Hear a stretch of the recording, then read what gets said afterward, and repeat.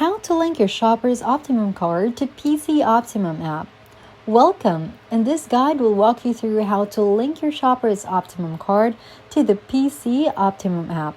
This ensures that all your points are combined and tracked in one convenient place. Start by opening the PC Optimum app on your smartphone or tablet. Make sure you are signed in to your account. If you don't have an account yet, take a moment to register before proceeding.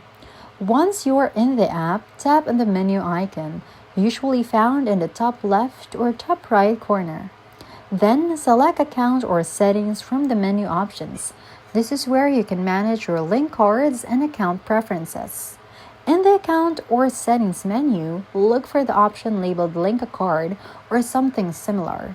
Tap on this and choose Shoppers Optimum card from the list of card types. Now enter your Shoppers Optimum card number. You might also be asked to provide other details like your postal code or date of birth to verify your identity. Before finalizing, double-check that the information you've entered is accurate. Then tap on Link Card or Save.